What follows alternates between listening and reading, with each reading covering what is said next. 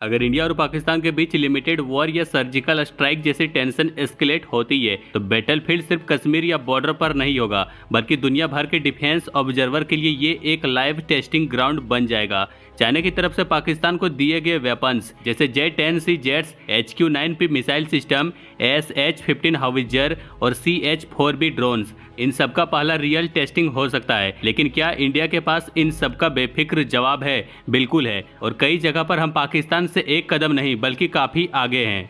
पाकिस्तान ने 25 J-10C fighter jet China से लिए है। ये एक single engine 4.5 generation fighter jet है जिसमें AESA रेडार, PL-10 और PL-15 लॉन्ग रेंज मिसाइल है। लेकिन इंडिया के पास फ्रेंच ओरिजिन राफेल जेट्स है जो ट्विन इंजन कॉम्बैट टेस्टेड और सुपीरियर इलेक्ट्रॉनिक वॉरफेयर सूट के साथ है। राफेल का spectra electronic warfare system J-10C के EW से कहीं ज्यादा एडवांस है। राफेल की मेट्योर मिसाइल 150+ किलोमीटर की बियॉन्ड विजुअल रेंज कैपेबिलिटी रखती है जो कि PL-15 का काउंटर है। राफेल के साथ इंडिया ने स्कल्प क्रूज मिसाइल सिस्टम भी इंटीग्रेट किए हैं जो 500 किलोमीटर से ज्यादा रेंज के साथ ग्राउंड टारगेट्स पे प्रिसीजन स्ट्राइक कर सकती है। और सिर्फ राफेल ही नहीं, भारत के पास सुखोई 30 मार्क आई है जो हैवी पेलोड ले जा सकता है और इसमें ब्रह्मोस A मिसाइल इंटीग्रेटेड है जो दुनिया का सबसे deadly air launch supersonic cruise missile है। साथ ही मिराज 2000 जेट भी हमारे पास है जो बालाकोट एयर स्ट्राइक में अपना दम दिखा चुका है। यानी इंडिया के पास मल्टी लेड कॉम्बैट प्रूवेन और मॉडर्न फाइटर का कॉम्बो है जो J-10C और JF-17 से हर एंगल में सुपीरियर है। JF-17 चाइना पाकिस्तान का ज्वाइंट प्रोजेक्ट है। ये लाइट वेट फाइटर जेट है जो PL सीरीज के मिसाइल चला सकता है, लेकिन इंजन रशियन RD-93 है जिसका रिलायबिलिटी इशू रहा है। इसमें अब तक कई क्रैश हो चुकी है और ब्लॉक 3 वेरिएंट भी प्रोडक्शन इशू से जूझ रहा है। इसके खिलाफ भारत का तेजस MK-1A जो HAL ने डिजाइन किया है वो 83 एयरक्राफ्ट के लार्ज ऑर्डर के साथ मास प्रोडक्शन में जा रहा है। तेजस में Israeli AESA radar, Indian origin EW suit और ASRAAM मिसाइल है। MK-1A वेरिएंट में इन फ्लाइट रिफुलिंग, स्मार्ट कॉकपिट और इंडिजिनस मिशन कंप्यूटर है। साथ ही तेजस में वेस्टर्न कंपोनेंट्स का इंटीग्रेशन इसको ज्यादा रिलायबल बनाता है। तेजस लाइट वेट होने के बावजूद मल्टी रोल कैपेबल है और एयर सिक्योरिटी के साथ एयर टू ग्राउंड रोल्स में भी काफी इफेक्टिव है। JF-17 का अभी तक कोई क्रेडिबल कॉम्बैट रिकॉर्ड नहीं है, जबकि तेजस का परफॉर्मेंस ईस्टर्न लद्दाख डिप्लॉयमेंट्स में एक्सेस हो चुका है। पाकिस्तान ने चाइना से HQ-9P मिसाइल सिस्टम लिया है जो रशियन S-300 टेक्नोलॉजी पर बेस्ड है। इसकी मैक्सिमम रेंज 125 किलोमीटर है। ये इंडियन एयरक्राफ्ट को दूर से डिटेक्ट करने और इंटरसेप्ट करने के लिए लगाया गया है। लेकिन भारत के पास रसिया का ओरिजिनल और अपग्रेडेड S-400 सिस्टम है जिसका रेंज 400 किलोमीटर है और ये दुनिया का most advance long range surface to air missile system है।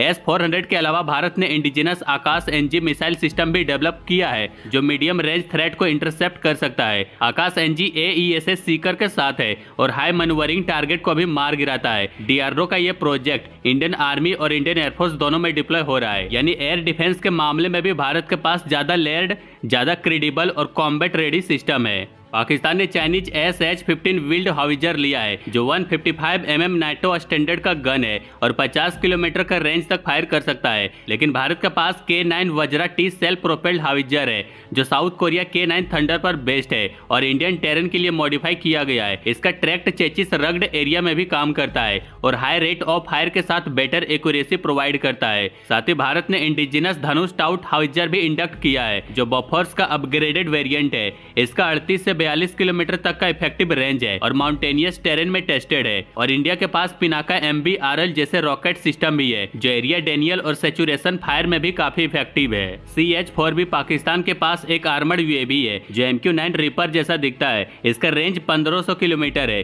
और यह प्रिसीजन गाइडेड मिसाइल से स्ट्राइक कर सकता है। लेकिन इंडिया ने भी अपने ड्रोन इकोसिस्टम को रैपिडली अपग्रेड किया है। भारत ने हेरॉन TP UAV लिया है जो सैटेलाइट कंट्रोल्ड है और 30 से ज्यादा घंटे की इंडोरेंस देता है। अब हम MQ-9B गार्डियन ड्रोन्स अमेरिका से ले रहे हैं। इसके अलावा DRDO ने तपस BH-201 और रुस्तम 2 UAV में काफी प्रोग्रेस की है। इंडियन एयरफोर्स, आर्मी और नेवी तीनों ड्रोन्स का सर्विलियंस और टारगेट एक्विजिशन के लिए लार्ज स्केल पर यूज करती है।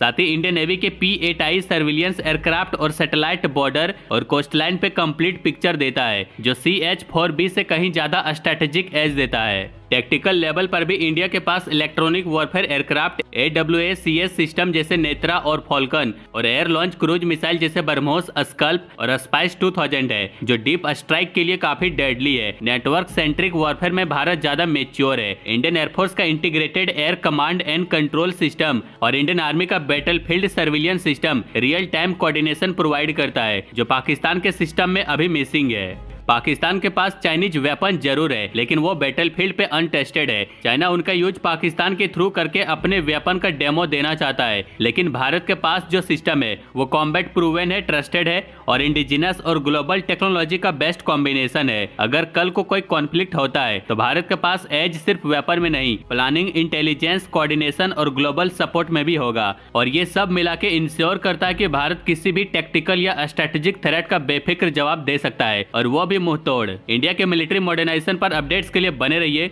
बाकी लाइक एंड सब्सक्राइब जरूर करें।